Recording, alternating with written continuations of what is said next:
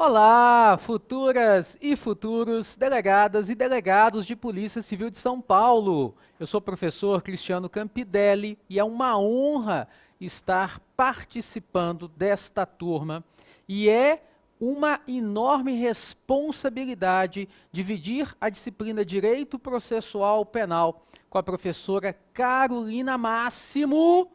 E digo mais, nós dois juntos temos o objetivo de levar até você o conhecimento de direito processual penal necessário para a sua aprovação. E é também um compromisso de todo o time supremo levar até você o máximo possível de informações para que você possa alcançar o seu objetivo de se tornar delegada ou delegado de Polícia Civil no estado de São Paulo. Sem mais delongas, vamos para o início da nossa primeira aula, em que nós vamos tratar do tema, na tela, jurisdição e competência. Esta nossa primeira aula será dedicada a este tema muito importante, jurisdição e competência. E vamos começar abordando a questão conceitual. O que é jurisdição? O que é competência? Vamos lá. Jurisdição. Juris, iuris, direito, dição, dicção, dizer.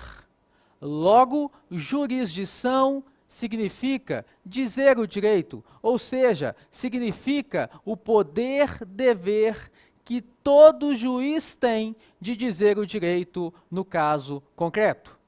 Logo, todo juiz tem jurisdição, todo juiz tem o poder-dever de dizer o direito no caso concreto. Mas aí vem a segunda pergunta.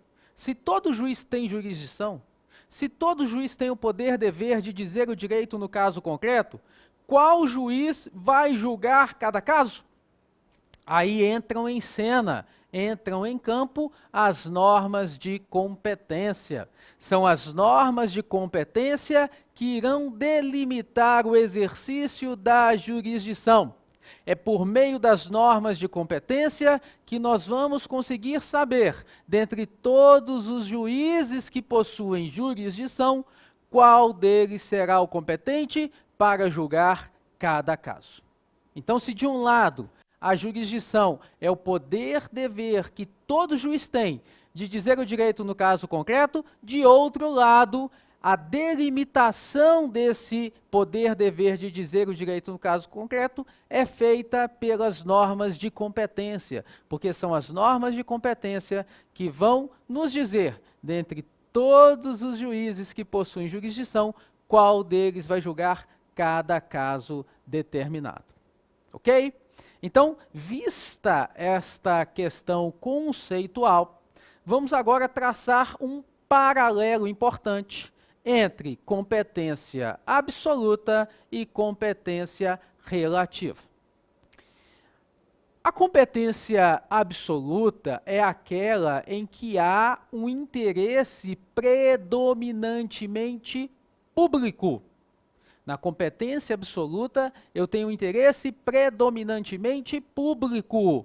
Por exemplo, há um interesse público em que os crimes dolosos contra a vida sejam julgados pelo tribunal do júri. Há um interesse público em que os crimes federais sejam julgados pela Justiça Federal. Então, essa competência absoluta, nela prevalece o interesse público. Já na competência relativa, o que predomina é o interesse das partes. Porque, por exemplo, se eu fui vítima de um determinado crime de competência da Justiça Estadual e este crime está sendo julgado pela Justiça Estadual, conforme deveria ser, está satisfeito o interesse público. Agora, o juiz de qual comarca que vai julgar? Bom, tem que julgar o juiz da comarca onde houve a consumação do crime. Então, há um interesse da parte em que o juiz daquela determinada comarca seja o juiz que vai julgar. Mas o interesse público estaria satisfeito pelo fato de já ser um tribunal de justiça estadual, de já ser um juiz estadual julgando o crime estadual. Quanto à localização do julgamento, neste aspecto, segundo grande parte da doutrina, predomina o interesse da parte. Embora haja muitas vozes, também existam muitas vozes da doutrina que digam o seguinte: bom, por mais que predomine o interesse da parte na questão da competência relativa, há ainda algum interesse público, porque há também interesse público não só de que o crime estadual seja julgado pela justiça estadual, mas que ele seja julgado pelo juiz efetivamente competente daquela comarca onde houve a consumação do crime ou o último ato de execução em caso de crime tentado, respeitando-se a regra geral do artigo 70 do Código de Processo Penal.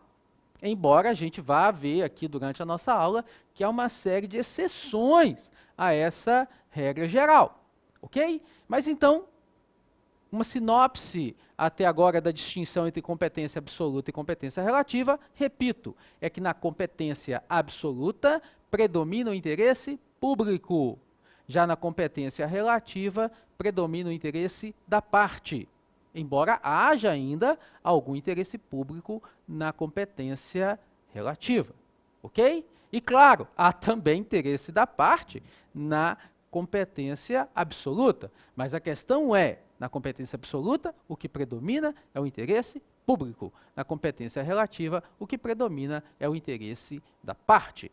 E essa questão de predominância do interesse é importante quando a gente for discutir a possibilidade ou não do reconhecimento de ofício da incompetência relativa, ok? Mas, por enquanto, vamos, antes de chegar a esse ponto, vamos ver quais são as competências absolutas e quais são as competências relativas e quais são as suas características e consequências. Vamos para a tela. Competência absoluta. Ela é funcional, ela é em razão da matéria ou ela é em razão da pessoa. Então, nós temos três competências absolutas: a competência funcional, a competência em razão da matéria e a competência em razão da pessoa. Vamos explicar rapidamente cada uma delas. A competência funcional é aquela que diz respeito ao momento processual ou grau de jurisdição, ou seja, a competência funcional, ela varia de acordo com o momento processual ou com o grau de jurisdição. Exemplo. A competência funcional para conhecer de um caso concreto que envolva um crime de competência da Justiça Estadual Comum é do juiz da vara criminal. Quando houver o trânsito em julgado e já for para a fase de execução da pena, a competência funcional passa para o juiz da vara de execuções penais. A competência funcional para julgar o caso na primeira instância é, como eu disse, da vara criminal, do juiz da vara criminal. Caso haja um recurso de apelação, a competência funcional para julgar o recurso de apelação é do tribunal recursal, que pode ser, por exemplo, o Tribunal de Justiça, se na primeira instância o caso foi julgado pela Justiça, pela vara criminal estadual, ou pode ser do Tribunal Regional Federal, se na primeira instância o caso foi julgado por um juiz da vara federal. Então, a competência funcional, repito, ela varia conforme o momento processual ou o grau de jurisdição. Então, já dei dois exemplos, né? Durante o devido processo legal, o juiz da primeira instância da vara criminal estadual é o competente para conhecer de um crime comum estadual e julgá-lo. Uma vez transitada em julgado a sentença penal condenatória, a execução da pena é de competência do juiz da vara das execuções penais. Ou seja, Mudou o momento processual, muda a competência. Agora, mudando o grau de jurisdição. Primeira instância, conhece do caso para julgá-lo.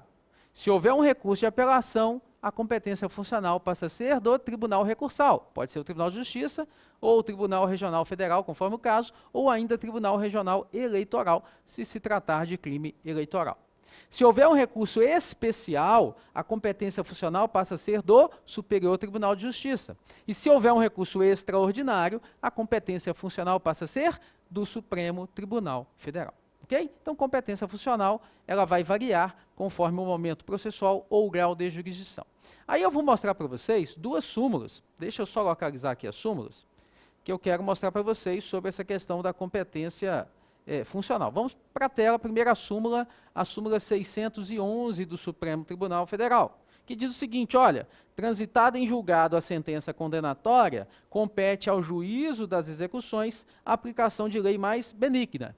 Então, transitou em julgado a sentença penal condenatória, o que vai acontecer? Vem uma lei nova, melhorando a situação do sujeito, competência funcional, não é mais do juiz da vara criminal, já é do juiz da vara de execuções.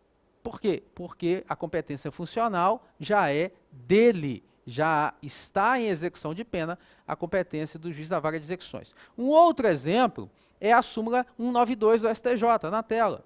A súmula 192 do STJ fala o seguinte, olha, compete ao juízo das execuções penais do Estado a execução das penas impostas a sentenciados pela Justiça Federal, Militar ou Eleitoral, quando recolhidos a estabelecimentos sujeitos à administração estadual. Então, olha só, o sujeito foi condenado pela Justiça Federal, ou pela Justiça Militar, ou pela Justiça Eleitoral.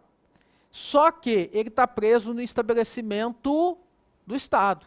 Então, a competência funcional para a execução da pena é do juiz da vara de execuções penais estaduais. A competência funcional para conhecer do caso e julgá-lo foi lá do juiz federal, ou do juiz eleitoral, ou foi da justiça militar, mas para a execução da pena, se ele estiver preso em um estabelecimento do Estado, a competência para a execução da pena, a competência funcional, será do juiz da vara de execuções penais. Súmula 192. Então, estou mostrando essas súmulas, por quê? Porque essas súmulas costumam ser cobradas em prova. Uma segunda competência absoluta é a competência em razão da matéria. Atenção, a competência em razão da matéria, ela varia conforme a natureza do bem jurídico atingido pelo crime. Então, por exemplo, quando se trata de um crime eleitoral, a competência em razão da matéria é da Justiça Eleitoral. Quando se trata de um crime federal, a competência em razão da matéria é da Justiça Federal. Quando se trata de um crime doloso contra a vida, a competência em razão da matéria é do Tribunal do Júri. E nós temos ainda competência em razão da matéria por crime militar, em prejuízo de bens, serviços ou interesses das Forças Armadas, né, Justiça Militar da União, ou em prejuízo da Polícia Militar, do Corpo de Bombeiros Militar, quando se tratar de crime militar estadual. A gente vai falar um pouquinho da competência também da Justiça Militar da União e da Justiça Militar dos Estados. Tá? Então, nós temos competência em razão da matéria, em razão que varia conforme a natureza do bem jurídico atingido pelo crime, né? E é também uma competência absoluta, ok? E ainda temos a competência em razão da pessoa, que também é uma competência absoluta. E essa competência em razão da pessoa, ela decorre da honorabilidade de determinados cargos, da importância de determinados cargos, que possuem prerrogativa de serem processados e julgados perante determinados tribunais. Então, a competência em razão da pessoa, ela decorre justamente do chamado foro especial por prerrogativa de função, popularmente conhecido como foro privilegiado. Algumas autoridades, em razão da importância dos cargos que elas ocupam, elas têm a prerrogativa do cargo de somente serem processadas e julgadas perante determinados tribunais. A gente vai falar um pouquinho também sobre a competência em razão da pessoa, ainda nesta aula, se tudo correr bem, espero que corra bem. Quais são as características e consequências da competência absoluta? Vamos para a tela. Primeiro, ela não se convalida jamais, ou seja, pode ser alegada a qualquer tempo e grau de jurisdição. Então, a qualquer momento e em qualquer grau de jurisdição, pode ser alegada a incompetência absoluta, ou seja, o descumprimento da competência absoluta. A inobservância da competência absoluta gera nulidade absoluta de todos os atos e, atenção, ela pode inclusive ser alegada de ofício. Tá? Então, a competência absoluta, que se divide em competência funcional, em competência em razão da matéria, em competência em razão da pessoa, ela não se convalida jamais, ela pode ser alegada a qualquer momento e grau de jurisdição, e inclusive pode ser reconhecida de ofício, e a consequência dela é gerar a nulidade absoluta de todos os atos. Ok? De outro lado, nós temos 5 competências relativas. Vamos para a tela. Competência em razão do lugar, cuja regra geral está no artigo 70 do CPP. Competência pelo domicílio ou residência do réu, que está lá nos artigos 72 e 73 do CPP. Competência por prevenção, que é uma competência relativa, conforme deixa claro a súmula 706. Competência por conexão e continência. E competência dos juizados especiais criminais, que está, né, na ADI 5264, o STF deixou claro que a competência dos juizados especiais criminais é uma competência relativa. E deixou isso claro, gente, julgando uma ADI. Eu vou mostrar aqui para vocês sobre o que era a ADI, pode pôr na tela. A ADI ela foi proposta contra o parágrafo único do artigo 60 da Lei 90/99, que está na sua tela, e contra o parágrafo único, eu vou pôr aqui, do artigo 2º da Lei 10.259, que também está na sua tela. O teor dos dois parágrafos é idêntico. Tá? Então ele fala o seguinte, olha, complementando, né, os artigos imediatamente anteriores, o artigo 2º da 10.259 fala que compete ao Juizado Especial Federal Criminal processar e julgar os feitos de competência da Justiça Federal relativos às infrações de menor potencial ofensivo, respeitadas as regras de conexão e continência. E o parágrafo único vem dizendo, na reunião de processos perante o juízo comum ou o tribunal do júri, decorrente da aplicação das regras de conexão e continência, observar-se-ão os institutos da transação penal e da composição dos danos civis. Se a gente for na Lei 90/99, vai estar a mesma coisa. Né? O juizado especial criminal, aqui no caso estadual, provido por juízes togados ou togados e leigos, tem competência para a conciliação, julgamento e execução das infrações penais de menor potencial ofensivo, respeitadas as regras de conexão e continência, e o parágrafo único vem exatamente com a mesma redação do parágrafo único do artigo 2º da 10.259, dizendo que na reunião de processos perante o juízo comum ou o tribunal do júri, decorrentes da aplicação das regras de conexão e continência, observar-se-ão os institutos da transação penal e da composição dos danos civis. Então, o que está dizendo aqui o legislador para nós? Está dizendo o seguinte, olha, a competência para infração de menor potencial ofensivo é dos juizados especiais criminais.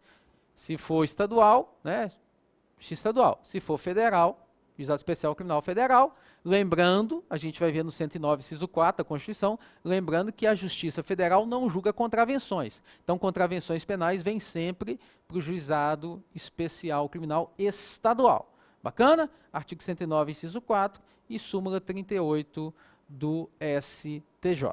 Tá? Mas então é o seguinte, a PGR entrou então com uma ADI contra esses parágrafos únicos, né, do artigo 60 da Lei 90/99, de 95, e do artigo 2º da Lei 10.259, de 2001, dizendo o seguinte, eles são inconstitucionais. Por quê? Porque a competência do Juizado Especial Criminal tem que ser absoluta. Não, o STF disse não, a competência do Juizado Especial Criminal é relativa.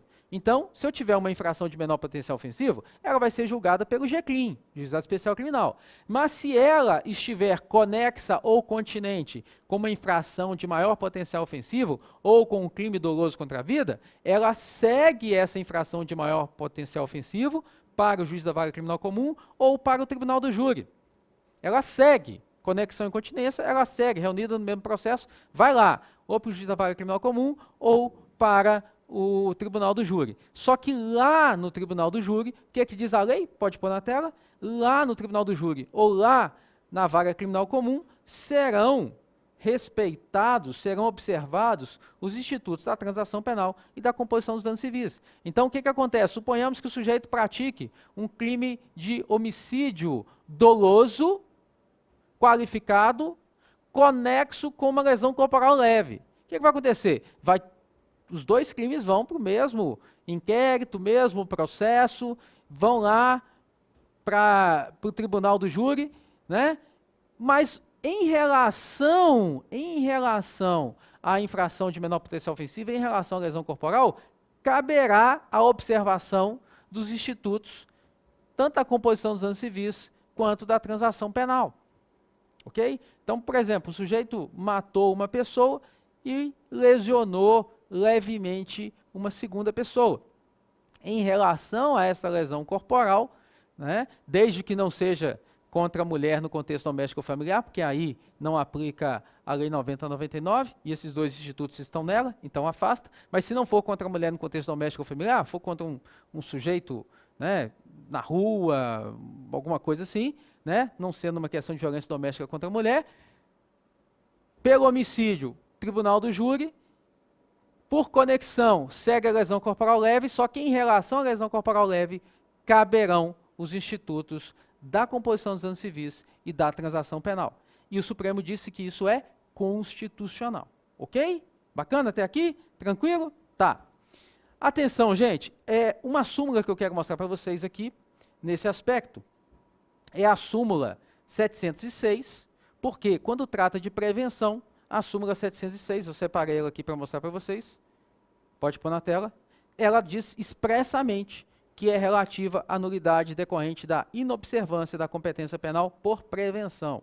É porque eu havia mencionado, né, por ocasião, quando eu estava falando com vocês, eu havia mencionado que nós temos 5 competências relativas, a competência em razão do lugar, que está lá no artigo 70 do CPP, em que firma-se a competência no local onde se consumou o crime, ou no caso de tentativa, onde foi realizado o último ato de execução. A competência pelo domicílio ou residência do réu, que está lá nos artigos 72 e 73 do CPP. A competência por prevenção, aí mostrei agora a súmula 706, que eu havia só mencionado, não havia mostrado. A competência por conexão e continência, tá? É relativa. E, no caso de usados especiais criminais, também o STF na DI 5264 entendeu que a competência do GCRIM é relativa também. Então nós temos esses 5 exemplos de competências relativas.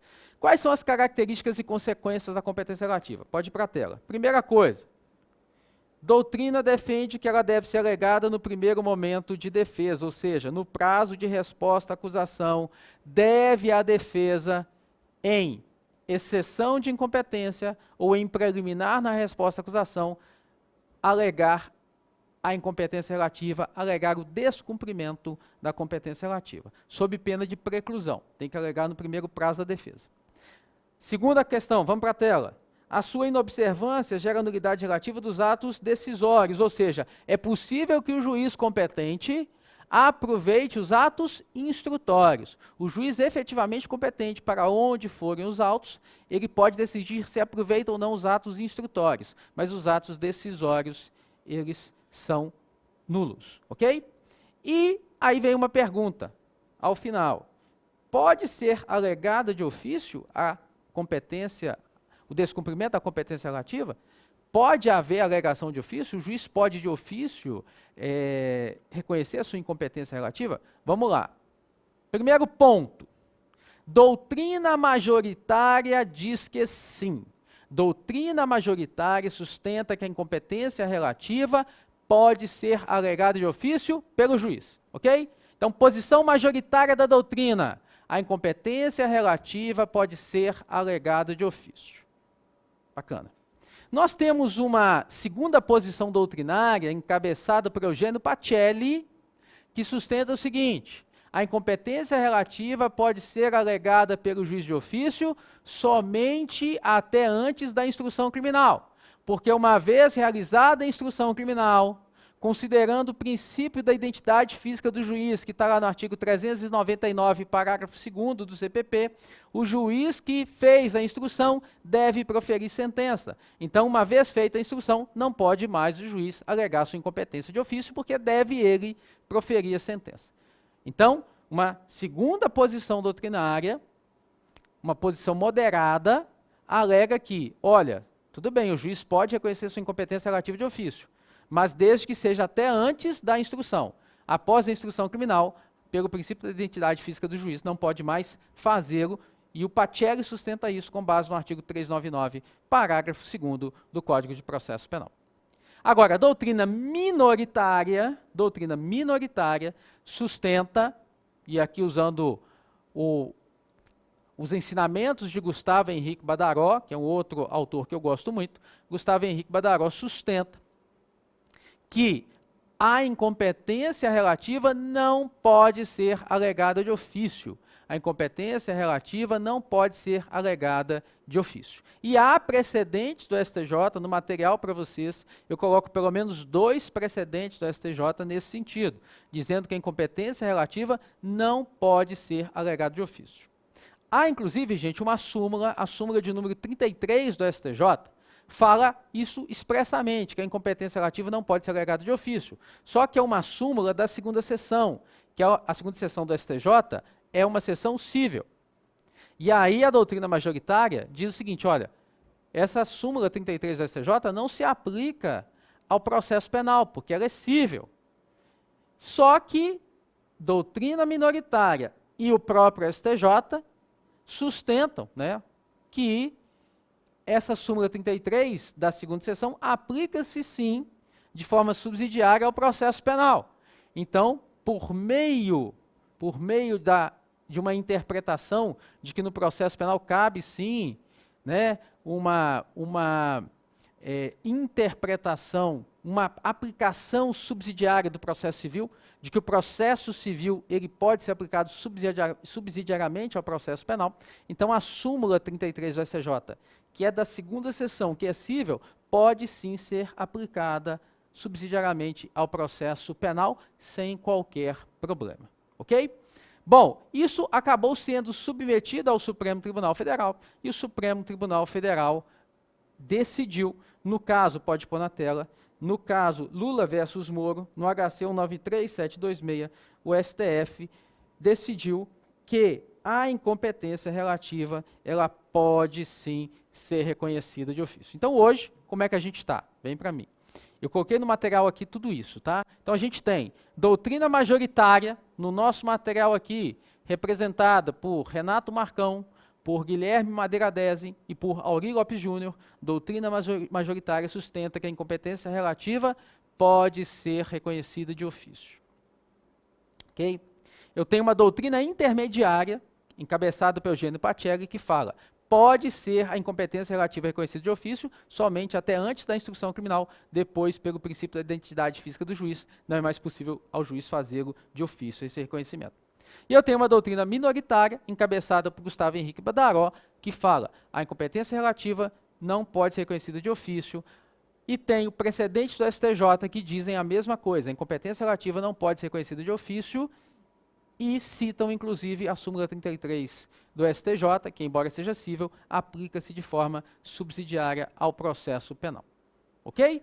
E no âmbito do STF, o STF se alinhou à doutrina majoritária e disse que sim, a incompetência relativa pode ser arguida de ofício pelo magistrado. Então estamos dessa forma hoje, com essa possibilidade ou não de reconhecimento da incompetência relativa de ofício. Temos doutrina majoritária e STF dizendo sim, a incompetência relativa pode ser arguida de ofício. Tá bom? No nosso material, repito, eu vou até colocar na tela, põe na tela, por favor. Então, na tela, logo depois da nossa planilha, na tela eu coloco a doutrina, né? O Renato Marcão, o Guilherme Madeira Desen, o Auri Lopes Júnior, representando a doutrina majoritária, o Pacelli com seu pensamento moderador e o Badaró falando que a incompetência relativa não pode ser arguida de ofício. Tá? Badaró, inclusive, foi citado nesse julgamento pelo voto que foi vencido. Ele foi citado nesse julgamento, mas se trata aí de um voto vencido do Fachin. Tá bom? Eu coloco aqui os 2 precedentes do STJ, tá? Os 2 precedentes do STJ que falam que a incompetência relativa não pode ser arguida de ofício. Coloco aqui dispositivos do CPP que podem ser aplicados de forma subsidiária, complementar o processo penal. E na outra página eu coloco outro precedente do STJ, falando que a incompetência relativa não pode ser arguida de ofício. Eu coloco a súmula 133 a súmula 33 do STJ, perdão, a súmula 33 do STJ, e eu coloco também o meu pensamento, tá? O meu pensamento explicando tudo isso, mas o meu pensamento é da doutrina minoritária, então, na prova, recomendo que vocês acompanhem a doutrina majoritária e o STF. Então, na prova, incompetência relativa no processo penal pode ser reconhecida de ofício? Segundo a doutrina majoritária, sim. Segundo o STF, sim. Então, a gente vai por aí. Se for prova discursiva, aí você usa todo esse conhecimento que o professor Campidério passou e você vai nadar de braçada, tá bom?